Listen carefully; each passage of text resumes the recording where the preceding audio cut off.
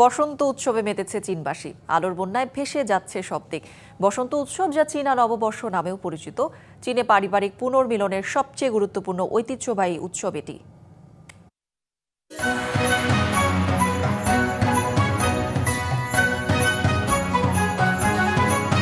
ইউয়ানমিং yuan park, যার অর্থ পরিপূর্ণ উজ্জ্বলতার উদ্যান। ঐতিহাসিক এই উদ্যান জুড়ে ঝলমলে আলোকসজ্জা যেন সীমানা পেরিয়ে গেছে। বেইজিংয়ের ঐতিহাসিক ইউয়ানমিং ইউয়ান পার্কে শুরু হয়েছে মনোমুগ্ধকর আলোর উৎসব। এই আনন্দ আয়োজনকে ঘিরে ঘরবাড়ি ও রাস্তাঘাট নানা ধরনের আলোকসজ্জার মাধ্যমে প্রাচীন ঐতিহ্যকে নতুন করে তুলে ধরা হয়েছে।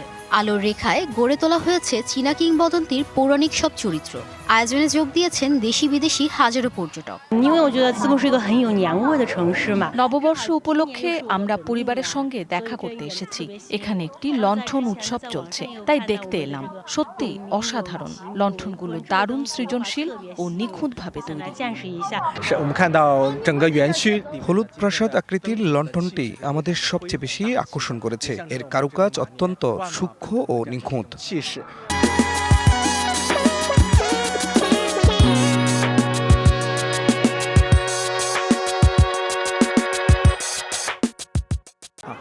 এই দৃষ্টিনন্দন আয়োজনের পেছনে রয়েছে সিচুয়ান প্রদেশের লণ্ঠন শিল্পীদের নিখুঁত কারুশিল্প। প্রদেশের জিগং শহরটি চীনা লণ্ঠন তৈরির জন্মস্থান হিসেবে সুপরিচিত।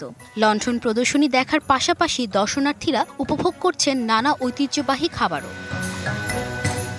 রাতের অন্ধকারে জ্বলজ্বল করা এ আলোকসজ্জা যেন বার্তা দিচ্ছে নতুন বছরের সুখ ও সৌভাগ্যের। এ আয়োজন চলবে ৩রা মার্চ পর্যন্ত। Rahnuma Fermin, DBC news desk.